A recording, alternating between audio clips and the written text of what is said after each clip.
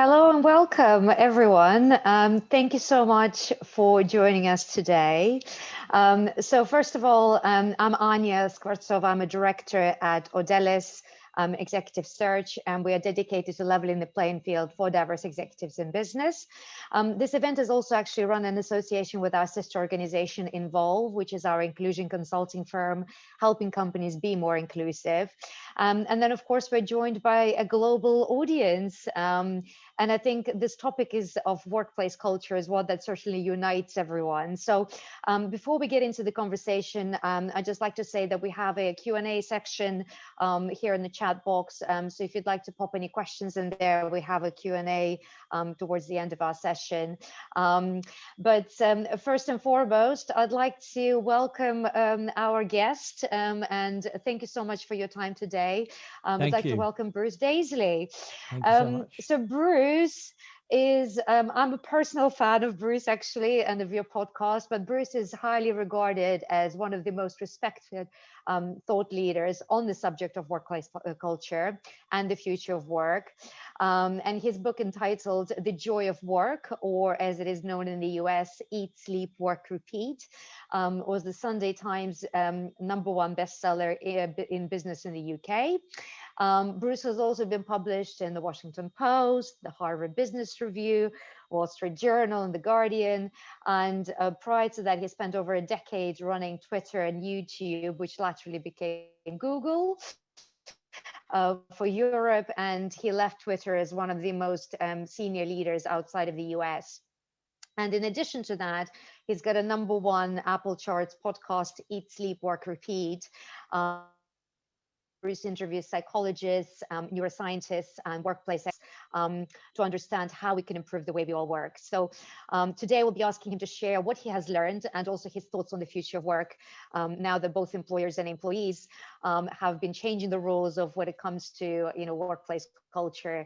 And we'd love to understand how we all go about building a happy, productive, and inclusive company culture. So without further ado, welcome, Bruce. Thank you so much for your time today. Thank you. And I guess the first and foremost question that I'd like to ask is that I'm sure over the last few months you've observed a lot about what companies have been doing to adopt their workplace culture, to adjust to this kind of new normal that we're finding ourselves in. So can you tell me a little bit about what you feel companies have been doing over the past few months?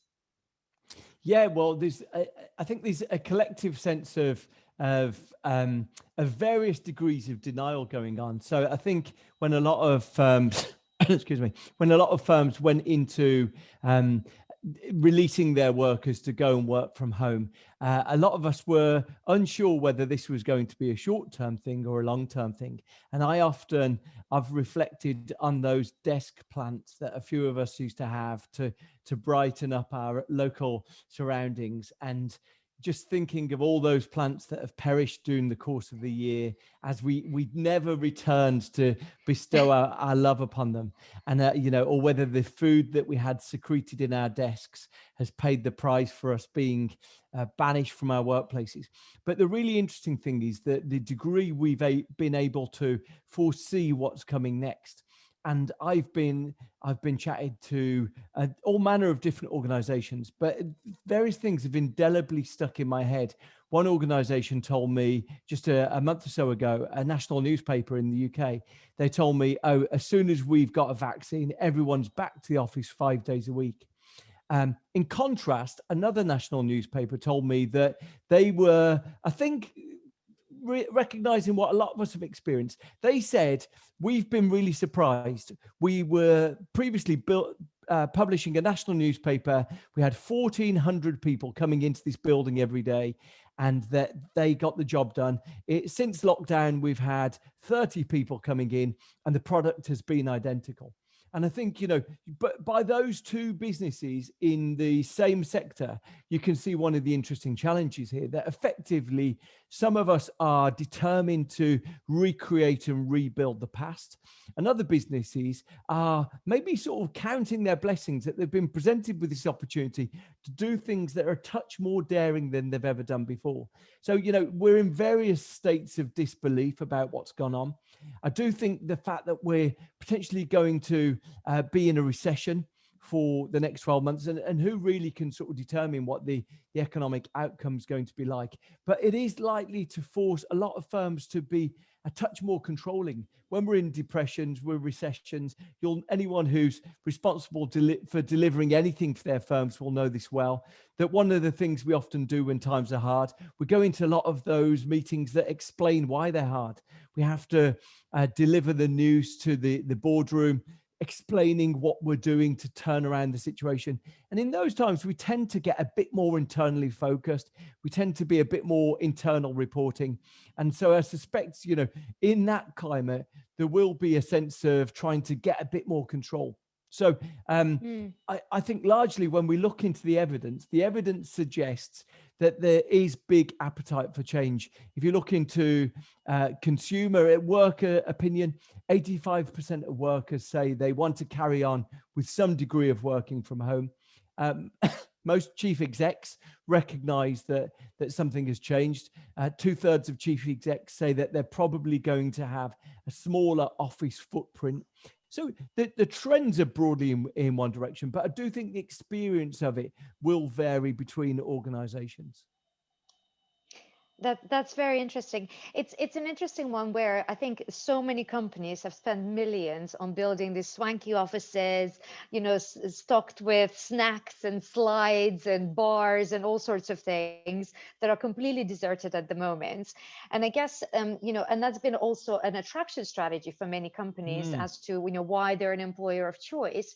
So I guess the question is, how do you distinguish yourself as an employer when you no longer have this swanky office and you can find your job via a Zoom call?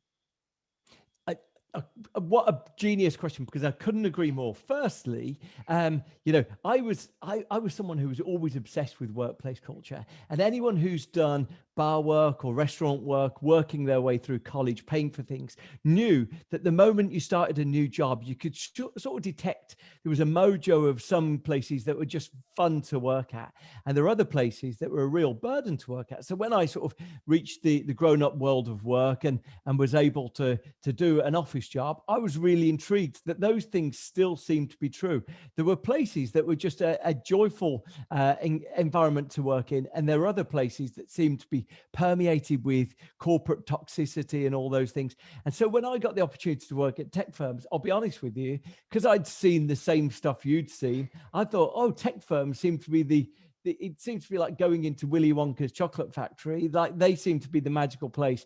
And what I discovered was a lot of those things that we used to see are misdirection. They're marketing. Often you're witnessing marketing when you see those slides, when you see the jelly bean wall. They're not necessarily an honest experience of what those places are like to work at. But you raise a really interesting point, because until now, when we've found ourselves looking at websites like Glassdoor, I don't know if you've ever looked at Glassdoor, but it allows you as an employee to rate your experience like you might be rating an Amazon product.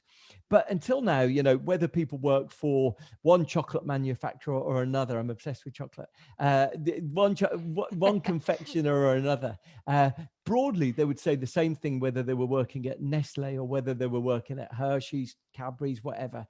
Now I think we're going to have a much more differentiated thing. So even though we know that the location people have been working at is their front room, is their bedroom, is their kitchen, whatever it is, they're going to say very different things. And I think this is a really critical lesson.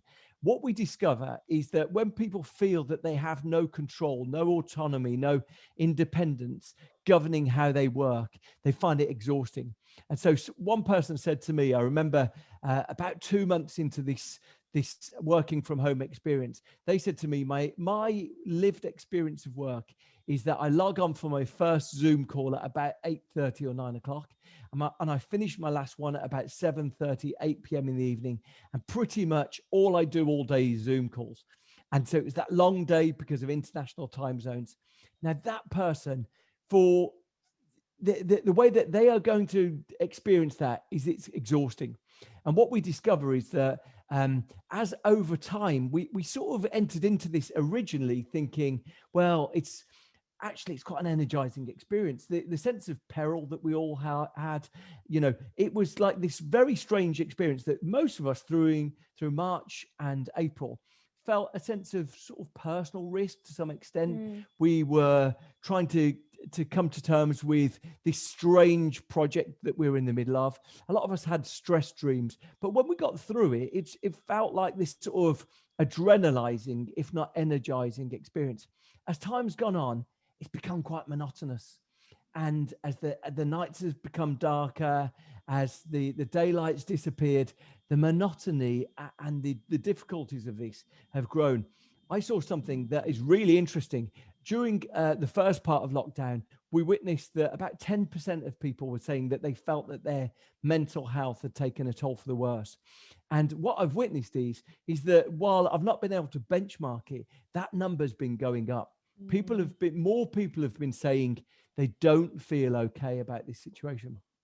And I think this is a really critical part of where we are, that the lived experience of this for everyone is very different. Now, look, you're very focused on making sure that we see all aspects of lived experience and that we're inclusive in the way that we do things.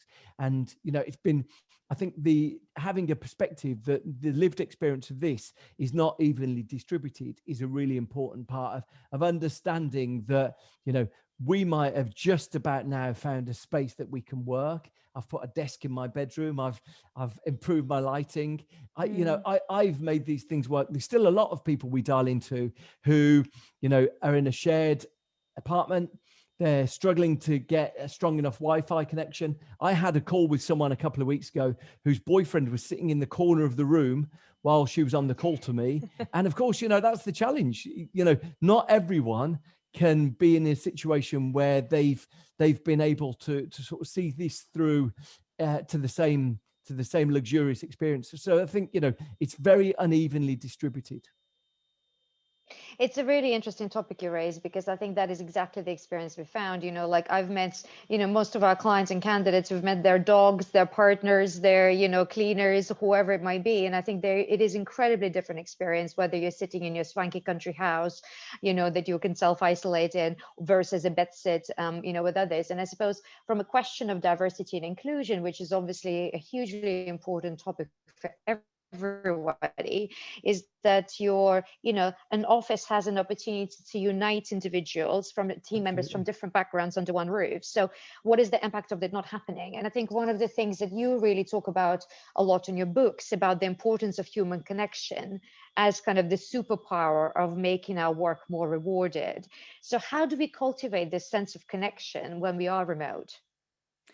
Well, firstly, I just want to sort of double down on exactly what you said. I think one of the most imperiled things of the last 9 months is diversity and inclusion. Why? Because we're not seeing we're not seeing, and when we're not witnessing the people around us, it's very easy for them to drift out of mind. And one thing I chatted to one organization that told me something that I think holds true for a lot of us. They said, we feel that around the top table, around the C-suite, our connections with each other have improved. Exactly as you say, they've seen each other in loungewear. They've seen each other with, people now wandering into a room no longer has the same hilarious impact or the same disruptive impact. It's just become a fact of life.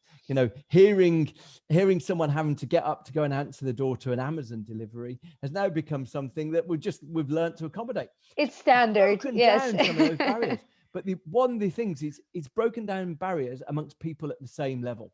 And so those things that used to be really helpful before, the conversation at the coffee machine, the sort of sense check that people got from waiting for the elevators in the building, meeting someone on the way into the building where you'd have one of those semi-awkward but semi-informative conversations about how it's going. Those things have all been deleted. And I saw one firm who said, the boss said something that I thought was really interesting. He said, I used to spend 2 days a week traveling to places to have very insubstantial meetings. He said, I've just filled a lot of that time with doing meetings with the most junior people in the company. But here's the critical thing, with doing it with about 3 or 4 of them at a time. Because I think what we make the mistake of doing is thinking, okay, I'm going to give some face time to the junior people in the business. But what we do is we create one of those big Zoom calls with 30, 40, 50, 60 people. And what we discover, one of the fundamental things about great workplace culture is this secret source of psychological safety. Psychological safety is a really interesting concept, coined really by a researcher 20 years ago, but really made famous by a Harvard researcher called Amy Edmondson. And psychological safety is our ability to speak candidly to each other without fear of judgment. The way that she describes it is that quite often, for fear of appearing ignorant, we don't ask questions. For fear of appearing obstructive, we don't raise concerns. Now, what you discover about psychological safety is that it's got very strong correlative evidence behind it. In fact, one of the best pieces of evidence is that Google set out about 5 years ago. They had a people analytics team, and they wanted to know what was the thing that characterized their best recruits. So they wanted 80,000 employees, 75,000 employees they had at a time. They wanted to know what characterized the best employees so they could hire for it. What they discovered was this people analytics team ran aground because they realized the best performance wasn't individual, it was team-based. It seemed like, weirdly, the best performing teams seemed to cluster together, and they couldn't quite understand. Surely this was a flaw in their recruitment. And they discovered that the best performing teams had psychological safety in their teams. So it's almost like an environment, a leadership environment fosters this, and it seems to create the best performance. What we discover about psychological safety is it doesn't scale. And so you'll know this. Let's nostalgically reflect on some great nights out we've had, where there's you and 2 friends, me and 2 friends, and we start getting into the juicy gossip detail of our lives. You go out with 15 friends and you're sitting around a table, the gossip isn't as good. The chat isn't as good. Why? Because like psychological safety, that sense of sort of inclusive trust sharing just doesn't work. So you transplant that to the boss dialing in to a call of 100 people, and immediately it's lost because no one wants to be the person who's asking an awkward question when there's a fear of judgment and consequence. So I think it's a really critical thing. Inclusiveness and diversity are one of the most imperiled things. I'll tell you one thing that I've been really inspired by. So I was really intrigued. I saw a tech leader who's just relocated from the US to the UK, said that she'd recognized Sarah Drinkwater. She now works in VCs.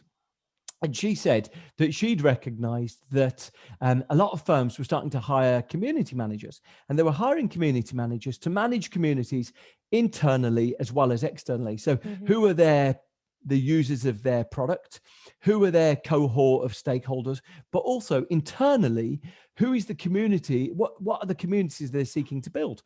And I became obsessed with this idea that companies, I recognize that more and more companies are actually starting to do this. I chatted to one person, Audeliss Sade, who's been hired as the community manager at Brandwatch, which is a SaaS platform in the marketing field. And so I said to her, right, you've been hired as the community manager for this 500 strong software product. Where do you start? Where does the work start? And she said, what you struggle to do is you struggle to build a community that's the whole of the organization, that covers everyone. So what you start doing is you start building community groups of special interest groups. So, you might do the gay employees, you might do the Black employees, you might do the Southeast Asian employees. You create identities for them to feel like there's a kinship of people who share their interest. And she says, what happens is, as you foster that sense of belonging, and as you maybe get people who feel that they're in a couple of different interest groups, it fosters a sense of community amongst them that then can extend to the rest of the company. So I was really fascinated with my conversation with Audeliss. I think it's an indication of how some firms are recognizing that while we're working through screens, we do still need to give as much attention as possible to the sense of inclusion and diversity. That's fascinating. And I think, a lot of companies have been trying to do some sort of community building. I think the impact of having, as we say again, no office and having to do this virtually is a really tricky one. And again, we've seen so many candidates take on new jobs and joining new companies from the comfort of their kitchen or, bedroom or whatever it might be. So, this topic around how do you onboard individuals and how do you, it's one thing when you have had people who've always worked in an office together and all of a sudden, yes, they might be remote but they still know each other. The other thing is, how do you build this and how do you make this different when we are joining an organization that's already established and we've not had this community sense before. So that is a really interesting topic to explore, I suppose. Absolutely. And I think the critical thing is that, those of us who've still got the analog connection, those of us who know each other in real life, of course, can draw upon that. And, the optimism I think we've all got that there's a vaccine on the horizon, I think has filled us with this sense of hope that, okay, maybe we're only going to have had to leverage that asset that we had, that relationship for 12 months. But I've met a number of people who've had to onboard new people. And the really critical part of this, the tragedy of all of this, is that it doesn't, the unfortunate consequence doesn't distribute fairly. So the most junior members of a team, you'll remember when all of us have worked in our jobs, of course, there's a degree of intentional learning, a bit of learning and development, but there's also a whole heap of learning that's just listening to the office elder, listening to just the brilliant way that woman across the office negotiated with a supplier, just being like in awe of how some people carried themselves. And we did a lot of our learning in that way. And I think that's what we've really struggled with. There's a really fascinating piece of work done by a researcher at Massachusetts Institute of Technology, a guy called Alex Pentland. And he did some work 2 or 3 years ago, which I think he calls it the intersection of psychology and big data. And what he did is he tracked people in offices. So fascinating because he started experimenting with technology before he knew where he was going with it. But he said, I just want to see what happens when we observe people like we might observe characters in a game of The Sims, or we observe people like we might see sports players on a sports pitch, and we watch where they move and what interactions they do. And very quickly, he said, from his work, he spotted what the secret life of the office. He said, effectively, the secret superpower of the office was face-to-face conversation. And if you ever want to go down a sort of a YouTube wormhole, he's got fascinating talks that he's done at various places. But he started to try to measure this up. He said that I can tell you a creative office from an uncreative office. I can tell you an innovative office from an uninnovative office. And it was it was these face-to-face conversations that took place. He tried to evaluate it. He said meetings account for about 3% of that innovative superpower. Emails account for about 2%. Face-to-face conversations account for about 37%. And it largely, he went and he looked at it. He said, it seems to be that the superpower is really charged up when people chat with people who aren't in their departments, and they chat when bosses aren't present. So of course, meetings generally have a boss present in them, and a boss may be sort of judging what's going on. And when we move away from meetings, we have sort of we often find ourselves in the debrief after the meeting, shaking our heads, wondering how on earth we're going to make these orders work. And Alex Pentland, Sandy Pentland, said that's where the magic lies. It's those sort of debriefs. Now we've lost a lot of that, and of course, the critical thing is that junior people have lost that because they're no longer even part of those side conversations, because they're not even aware that those side conversations are taking place. So I do think it's a really critical thing for all of us going forwards to think about how our inclusiveness can really extend into new starters of the organization. If we're starting to think of a plan for the spring, what does our organization do to make up for that lost year, to bring people on, to develop people? I'll tell you some strange thing I've been thinking about this week, which is I found myself, we're interacting through a screen. And here's what I'll tell you about 12 years working at YouTube and Twitter. The one thing we've learned about screens is that they're very good for when we greet someone through a screen, they're very good for building affinity. If you and I agree and we're tweeting, we very strongly feel an allegiance with each other. It's why meetup culture exists. People want to meet people who share their opinions. But the strange thing about screens is that when we don't share opinions, it builds an enmity that would never exist in real life.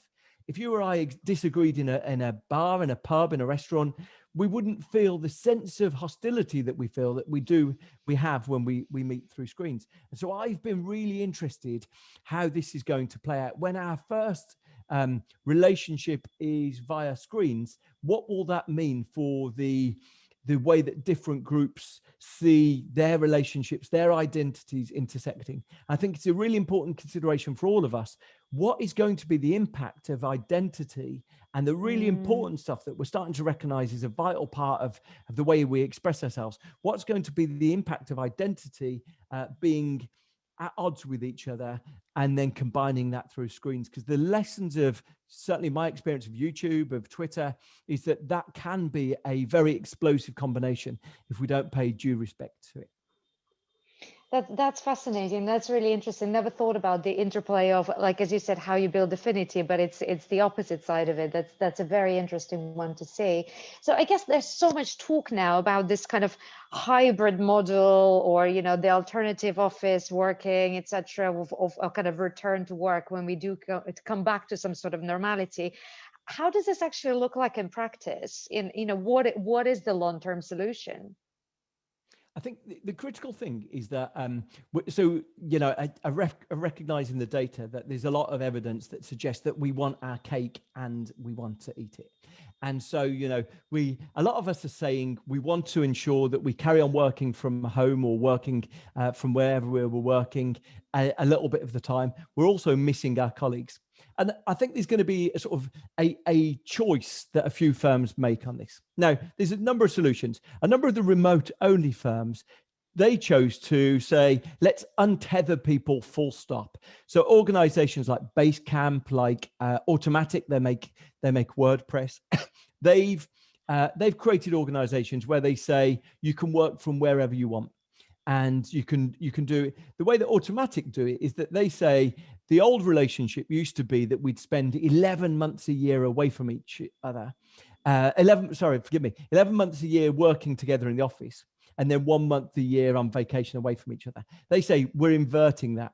You're going to spend 11 months a year wherever you want, but 1 month a year you're committed to being with your colleagues. And they do it 1 week a quarter. They have these sort of really energized, team cohesion focused events 1 week a quarter, compulsory. You have to turn up, put your dog sitter on call, make sure your granny's got a freezer full of meals. You need to make sure that you can meet up, and they get their energy from these really focused, intentional gatherings once a quarter. Other teams are probably going to go into something where they create a series of rules. And the really critical thing to bear in mind here is that the office, the office had multiple functions, but the one thing that characterized those functions is that the office had a network effect. So in the old days, back in the glory days of January, February, little did we know how we would nostalgically reflect on those times. But in those glory days, the office had a network effect, which meant that if you made the journey in, you knew that the big boss was going to be there, the head of research was there, the marketing woman was going to be there. You could make sure you could tick off the people you needed to see by a 5-minute stroll around the workplace. Now, what we discovered from those remote-only firms is that they found that when they allowed people to work from home whenever they wanted originally, the network effect of the office disappeared. So in the future, we might wind the clock on 12 months. We've allowed our team to work from home whenever they want. The consequence of that is that I make a journey in, cost me £50, $60 to make the journey into the office. I buy myself a nice sandwich on the way in. I've got a lovely coffee. I get there and the office is desolate. And very quickly, I'm going to do a cost-benefit analysis that if I spend my day in the office doing video calls with people sitting at home, I'm going to say, that next time I won't spend the $60 doing that. I'm going to stay at home. So what we're going to have to discover is that next year, I think, will be about experimentation. No one wants to decide that they don't want to create the new rules. but they want to start saying that let's experiment. So let's work on the basis that come springtime, we're able to work back in an office together. I suspect the most progressive firms are going to say, right, let's do a degree of self-determination. We want to encourage teams to experiment, but the experiments will have rules at the heart of them. So it won't be that people can choose. Now, you might go down the automatic path. You might go down the base camp path and you say, we won't have an office at all. But I suspect most firms will say, okay, we're creating a rule, which is this team is a Tuesday, Wednesday, Thursday team. This team is a Monday, Friday team. Maybe a sales team is suited to an energized start on a Monday and a sort of sociable finish on a Friday. So they'll work in the office those 2 days. Other teams might work on the basis that they're going to be in the office for different days. But I suspect, number one, there'll be a lot of experiments. But number two, there will, and it might feel countercultural, there will have to be some rules. So I suspect we're going to enter into a period in the spring where teams are starting to work out what their rules are going to be. That's really fascinating, and I think the rules thing is a really important one, because I think it varies so much also from organizations, because it used to be that all the companies always looked at the tech companies, as you say, as the ones kind of leading from the front in terms of these new models and hybrid ways of working and everything else. And I guess it'll be interesting to see how that changes and whether that keeps on being the case. I mean, it was interesting, I think at the start of pandemic, there were a lot of, the Twitters and the Googles and whatever, a lot of these companies have made announcement that pretty much they didn't expect employees to be back in the office until January. In March time, it seemed like a drastic solution. At the moment, now that we are in November and we are thinking probably summer next year is when we're probably going to be expecting people in the office, it doesn't seem to be so far removed. So I guess, do you see any sectors or any companies leading the way from forward thinking from that perspective? What I would say is that it's an illustration of the people who got locked into a model of thinking, will we be back next week? Will we be back the week after? And sometimes, look, in all areas of business, when we get locked into this notion of dealing with short term and dealing with uncertainty in the short term, it can actually distract us from where we want to get to. And I think, it's really interesting that those firms set about doing that, because immediately what it frees them up from doing is spending any time trying to deal with that uncertainty management. Every employee was thinking, oh my goodness, do I want to get on public transport again if I'm surrounded with like a herd of infectious people? Do I really want to risk venturing out if I'm going to bring COVID back for granny? So I think, it sort of created this angst that was unnecessary.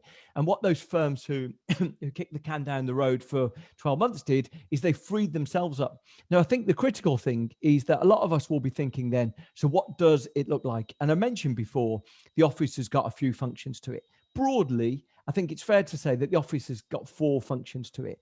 It's really good for meeting people by appointment. It's really good for meeting people by accident. It's really good it's a workshop. If you've got anyone in your team who creates video or builds models or has to get research together, it's a really good workshop.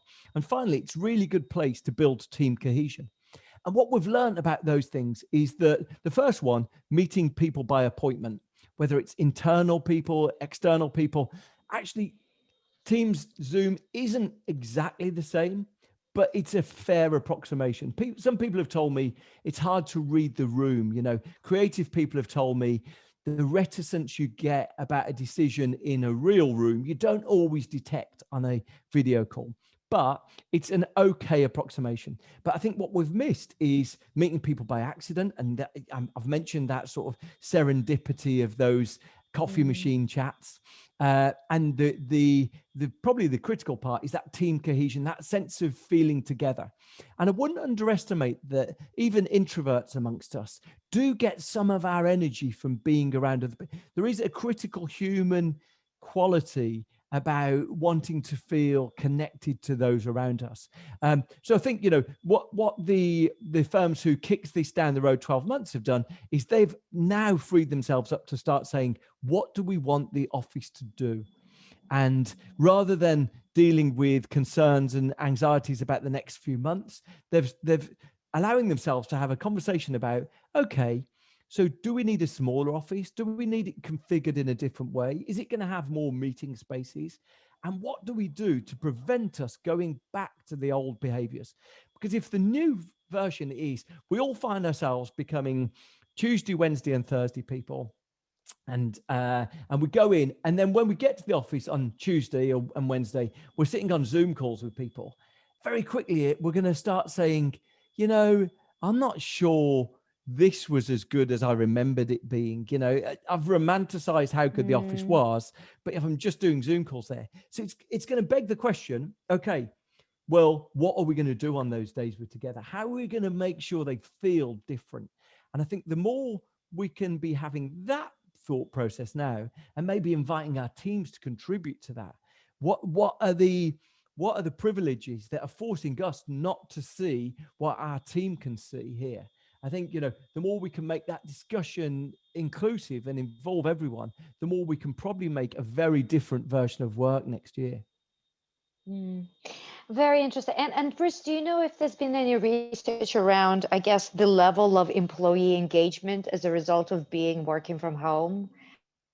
So has there been Yes. studies around how engaged or disengaged employees have Yeah. Well, become? yeah, well, I mean, the evidence suggests that across every demographic, people report that the experience of work and their engagement has gone up.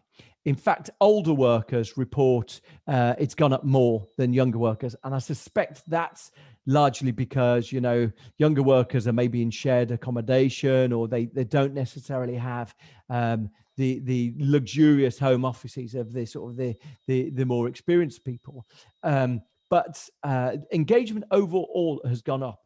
It's really interesting. I suspect, though, that, you know, over time that there has been a degree of us adapting to new scenarios, and probably us the thrill of adapting to something new, whether we feel excited or it's just dealing with the unusual. I think, you know, there probably has been something of that. More likely, I suspect we're going to see engagement becomes more difficult as this becomes very Groundhog Day. You know, this becomes like we're in a repetitive cycle, that we're seeing the same things out over and over again. I was really interested. I read this week a guide that's regarded as the Bible of computer games designers. Now, you might feel like it's a random thing, but the computer games designers have obviously got to deal with a pretty similar thing. People on their own, engaging with a screen. And so, you know, how do you get people to come back? You're not paying them to play this game. How do you get people to come back time and time again? And this Bible of computer game design, he talks about, look, the really critical things when it comes to computer game design is that boredom is the sign that you've lost. And you need the drug in computer games is constant learning.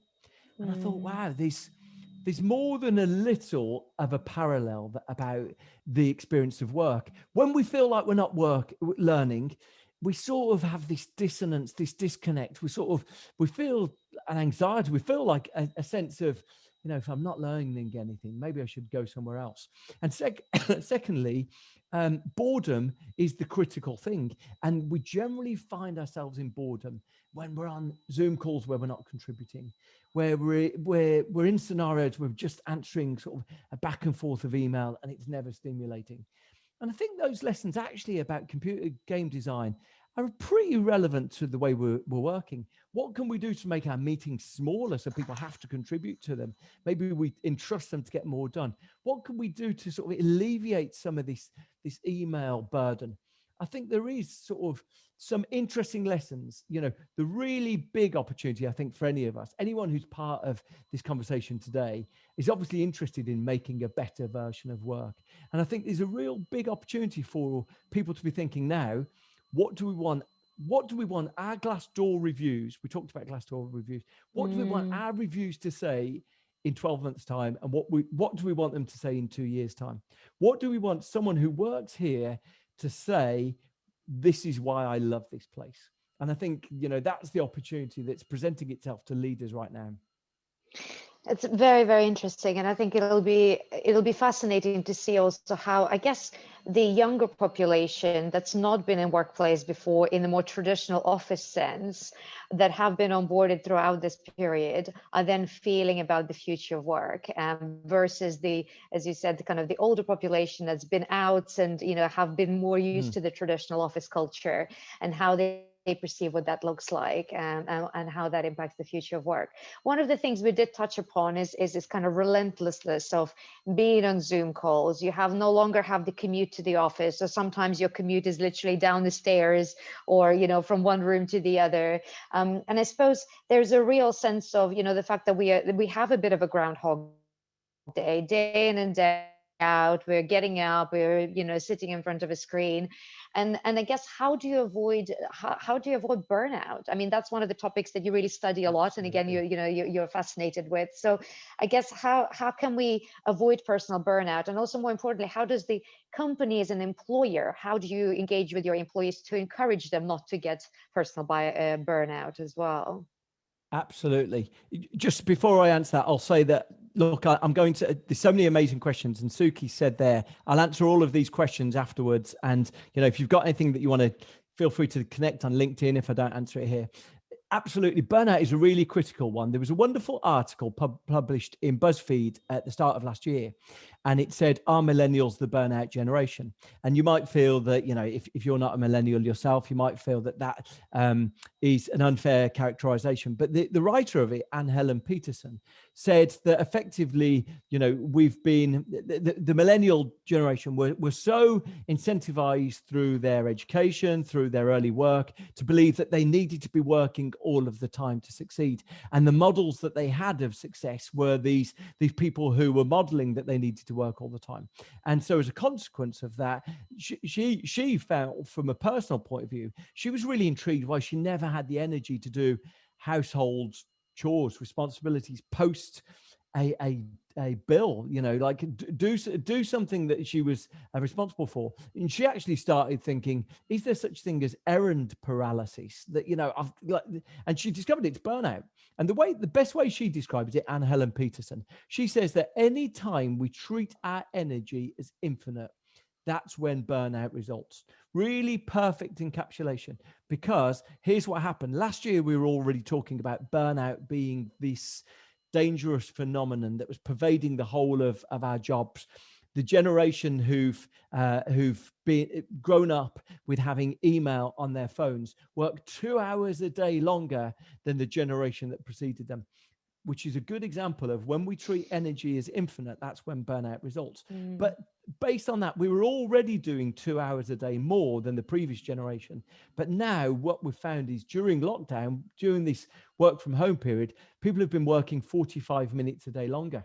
It's like, and it's like one of those Jenga pyramids where people are just putting extra blocks on top, and it's impossible. It can't keep going up. But we're all sitting there enthralled, seeing how this tower gets bigger. And I think that's one of the big dangers, exactly as you say. So, someone said on the chat there, the experience of people who are living alone, then they're working more, then the experience of loneliness. And all of these things in aggregate create something really dangerous, which is people feeling overwhelmed and isolated.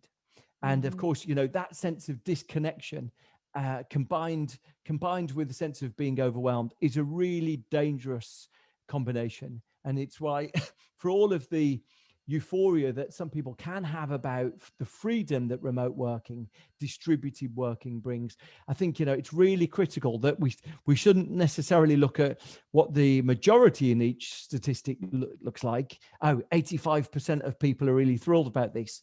Okay, what's happening in the 15? What's happening in the 15% there? Because Mm. probably there's a story in that.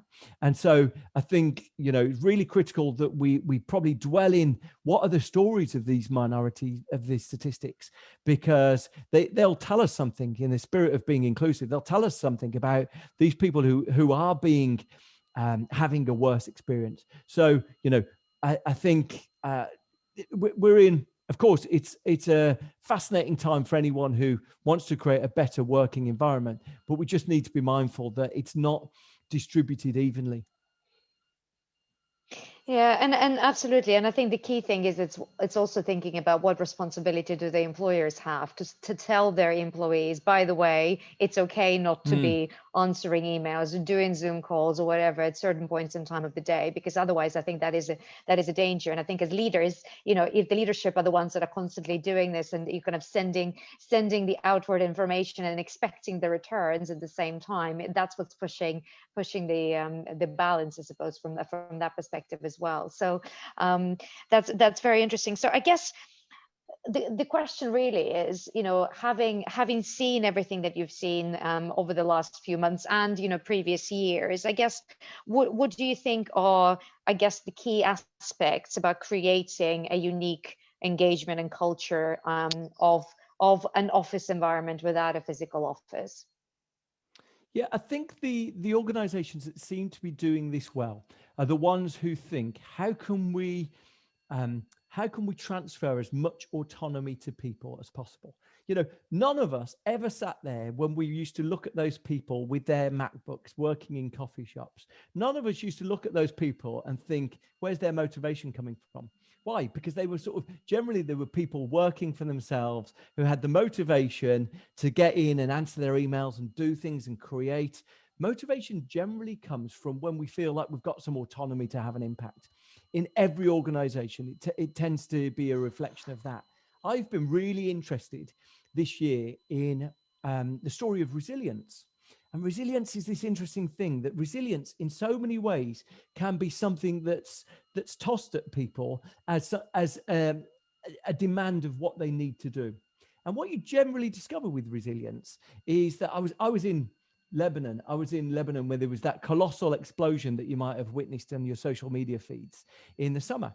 And there was something that someone said in the press the next day. So the BBC reported the Lebanese are incredibly resilient people. And the next day, someone reported, we're fed up with being your resilient people. We just want to be spared this injustice. And there was a really interesting article in the New York Times that said, effectively, the people who are asked to be resilient are generally the people who have had bad water in Flint, or the people that injustice has happened to. And we look at them and say, but they're resilient. And what you discover about the strength of character that we generally have, that people who prevail are not people who've got this magical quality of resilience, but people who feel support in their community, feel connected, feel proud of their own identity. There seems to be something that is a collective response, not an individual response. But, the danger, of course, of all of this is that what we find is that people toss that as an instruction to people who are the victims of situations. They need to be more resilient. Why aren't they more resilient? So I think really critical for us right now is to lead with empathy, to lead with understanding, for us to think about this extraordinary transformation that we've seen, see the opportunity in it, but also make sure that we can bring the benefits evenly. Fantastic. Bruce, we've been getting so many questions and we've been asking some of them kind of throughout the conversation today. But one of the questions that was really interesting, it comes from Ranjit Gokar, and is about how does the concept of corporate power change in a Zoom environment without kind of having the big corner office? Yeah, well, corporate power in sort of organizational okay, I get you, sort of status power. Yeah, well, look, I suspect most organizations aren't going to completely rid themselves of offices. But what we do know is that one of the challenges, I was on a session with a business school at the start of lockdown. And it was really interesting because obviously the cohort of people who pay for themselves to go to business school. So these were executive education courses, people in there generally, on their way, high flyers in organizations, probably in their 30s, 40s, 50s. And so it was a group of these people. I was sort of watching it play out. And the woman leading it said, well, I think we've all got our home office sorted by now. And I thought, wow, that's it's such a misunderstanding of what a lot of people are experiencing. And I think, so the corner office to some extent has been transplanted. My previous call with someone today, the guy had a crackling fire and a grand piano behind him. And I thought, well, you've never had a more visible image of corporate power than that. It looks like it was a scene from a Christmas video, but, so corporate power is being projected in different ways. but yeah, it's a fair point. You know, the trappings of corporate power we've previously had, obviously, they've been transferred in different ways. Yeah, it'll be interesting to see if any of those big swanky offices that a lot of companies have invested into, now that they are vacant, what happens to this real estate? Are we going to be reinvesting that real estate money into building people's, home offices instead? Have you Well, yeah, seen any of that being done so far? it's really interesting, right? Because here's like, I mean, if you're fascinated with societal things, the high street, the sort of retail sector has been as decimated as we've witnessed when 10% of retail went online. It's now sort of 20% in 25% in the UK, 20% in the US. When 10% went, it basically undermined the economics. Now, the Morgan Stanley have estimated that demand for commercial property is going to drop by 25%. So what on earth is going to happen with these luxurious offices, these business districts? They're either going to get smaller. The optimist in me believes that we're going to see some of this repurposed into residential, and maybe we're going to find our city centres are filled with 20-somethings living sort of loft living, and there's a vibrancy to our city centre. I don't know. But, if we saw a small amount of disruption disrupt the retail sector, what on earth is it going to do to commercial real estate? I think firms will keep, the philosophy I think is the Apple Store. Firms will probably keep offices that are really nice co-working spaces, really good Wi-Fi, great for entertaining customers, great for hosting internal meetings. The people in commercial real estate talk about the hotelification of offices, meaning that, you can book a meeting room, you've got a base that you can go into. So every firm will have a hub. Some people might choose to work there all the time. Some people might choose to go in there on their allotted days. There'll be luxurious meeting spaces that maybe you have all the time, or you just rent from your building. So the hotelification of office space they talk about. But I think it will fundamentally, the evidence suggests 2/3 of bosses are saying they believe they need less space. And I think once that imperative arrives, it means that things will change. So for me, it's fascinating. Fantastic. Well, look, I'm conscious of time, and I think we've covered so many topics today. So I think I just would like to draw some of the themes that I think have been, really important today. So I think we talked about the fact that I think next year certainly is going to be a bit of a year of experimentation, when we're going to be looking at how this hybrid model works, and how do you actually use the office, and really thinking about what do we actually want the office to serve? So what is the purpose of it? You talked a lot about the importance of kind of this psychological safety. So whether it's through building, and hiring community managers or heads of diversity and inclusion, how do you kind of building that office network effect to get people to do some learning that is informal, because that's obviously a really big part of how we do all learn, and the importance of really considering inequality, and recognizing inequality of everybody's workplaces, and home office situation, and how do the employers have to foster that as part of their policies internally, to ensure that we avoid burnout, from that perspective as well. And then finally, I think we talked a lot also about the importance of autonomy and giving people the responsibility. It's a really fascinating how I think it used to be the case that if you worked from home, people were kind of, there had to be kind of consciously checking, making sure that you're responding to emails straight away, responding to phone calls straight away, because there was definitely a perception that people aren't working. We've all proven that's definitely not been the case over the last few months. So it'll be really interesting to see. So I guess finally, what would be the final point that you would like to kind of leave our audience with, Bruce, after huge amounts of knowledge that you've imparted on us today? Yeah, I mean, look, I think the critical thing is that workplace culture might feel like a distraction right now, that because we don't have a workplace, just, it's felt like just survival has been critical.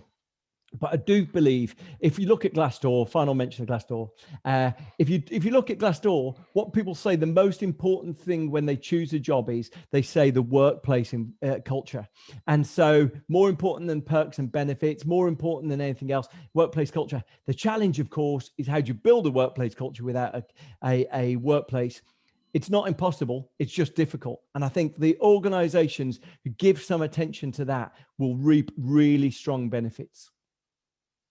Fantastic. Well, that's been really, really fascinating. And I think we've had so many different comments and questions in the box that have come through. We'll make sure that we'll definitely try and answer as many of those as possible after this as well. So I think one thing that I have to say I'm personally missing is definitely the ability to dress up, put some heels on, or do anything. So I think so much of our work wardrobe has been completely underutilized this year, but all in the sense of sustainability and longer term nature, which is great for us. But it's been a really, really great session, Bruce. So thank you so much for your time Thank today. you. It's been absolutely fascinating, and I'm sure the audience is really thankful for your time as well. So really appreciate. Thank you so much, and Thank you. have a great afternoon, everybody.